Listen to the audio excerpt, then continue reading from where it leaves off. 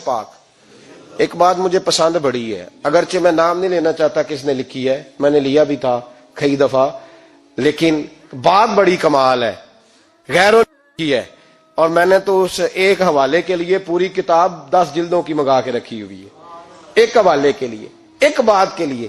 غوث اعظم کا دھوبی فوت ہو گیا۔ کون؟ پتہ نہیں آپ کو بھی اتنا ہی مزہ آ رہا ہے جتنا مجھے آ رہا ہے۔ حضور غوث اعظم کا دھوبی فوت ہو گیا، کپڑے دھوتا تھا۔ تو بعد میں اس دھوبی کو کسی نے خواب میں دیکھا تو پوچھا کیا بنا؟ تو کہنے لگے کچھ بھی نہیں۔ فرشتے نے آ کے پوچھا من ربو کا، رب کون ہے؟ تو میں نے کہا میں تو غوث پاک کا دھوبی ہوں۔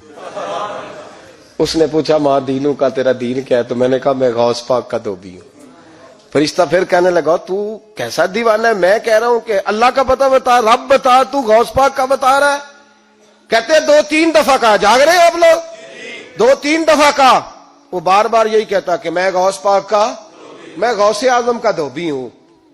کہتے ہیں حضور غوث اعظم اس کی قبر میں تشریف لائے، قبر میں قبر میری تے میرے اپیرا جے کر پاویں پھیرا، قبر میری تے میرے اپیرا جے کر پاویں پھیرا، قبر دے وچوں ہڈیاں اٹھ کے مجرا کر سن تیرا۔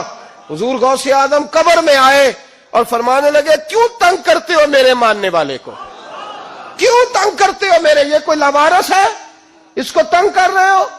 کہا حضور اللہ کا پتہ بتاتے ہیں تو آپ کا بتاتے ہیں۔ فرمانے لگے تمہیں سمجھا رہا ہے، یہ تمہیں سمجھا رہا ہے کہ عبد القادر کے تو کوئی دروازے سے گزر جائے تو اسے خدا یاد آ جاتا ہے، اس نے تو ساری زندگی کپڑے دھو کے دیے۔ یہ تمہیں بتا رہا ہے کہ مجھے رب بھولا، ان کے تو گلی سے گزر جائے تو اللہ اللہ کرنے لگتا ہے، اور میں نے ساری زندگی کپڑے دھوئے ہیں، میں نے ساری زندگی ڈرائیوری کی ہے، میں نے ساری زندگی نوکری کی ہے، میں تابع دار رہا ہوں، مجھے رب بھول گیا ہے۔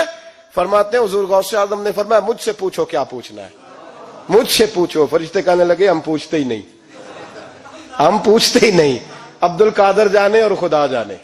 بات ختم ہو گئی۔ میرے غوث پاک رضی اللہ تعالیٰ عنہ کو اللہ نے جو کمالات عطا فرمائے، حضور غوث اعظم کو اللہ تعالیٰ نے جو مرتبہ، آج بھی ہمارے کچھ دوست گئے ہوئے ہیں بغداد شریف، کہتے ہیں یار قربان جائیں، ساری دنیا دیکھی ہے، سویرے اٹھ کے دروازے پہ دستک دیتے ہیں خادم، کہتے ہیں کون سا کھانا کھانا پسند کریں گے؟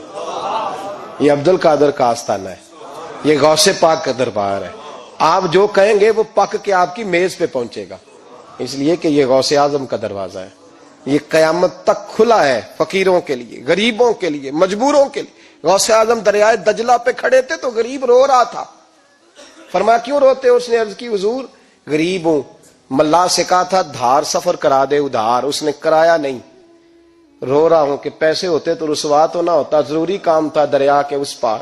غوث اعظم دوڑے گئے، 100 دینار لائے، ملا واپس آیا تو اس کو 100 دینار دے کے کہنے لگے یہ پکڑ لے، آج کے بعد کسی غریب کو منع نہ کرنا، جو غریب ملے اسے عبد القادر کے کرائے پہ سفر کرا دینا۔ زندگی سخاوت سے بھری ہوئی تھی تو آج بھی ان کا آستانہ سخاوتیں بانٹ رہا ہے، آج بھی ان کا دربار سخاوتیں بانٹ رہا ہے۔ غوث اعظم درمیان اولیاء چوں محمد درمیان انبیاء، ان بزرگوں سے اپنی نسبت بنائیں۔ میرے اور تیرے رسول نے بیان فرمایا ہے تو جس سے محبت کرے گا قیامت میں اسی کے ساتھ اٹھایا جائے گا۔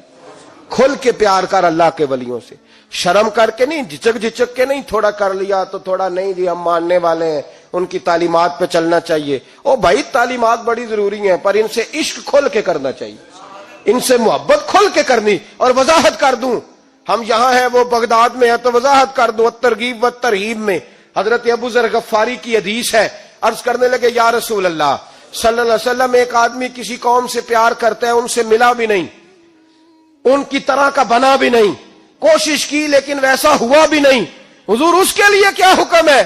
پیار صحیح کرتا ہے تو میرے نبی پاک نے فرمایا پیار خالص کرے، اللہ قیامت کے دن دونوں کو اکٹھا فرما دے گا، اکٹھے ہو جائیں گے دونوں۔ حضور نے نص بیان کر دی، ان سے پیار کرو تو کھل کے کرو، یہ جھچک کے اور بڑا کمزور سا رویہ اختیار کرنا یہ ہمارا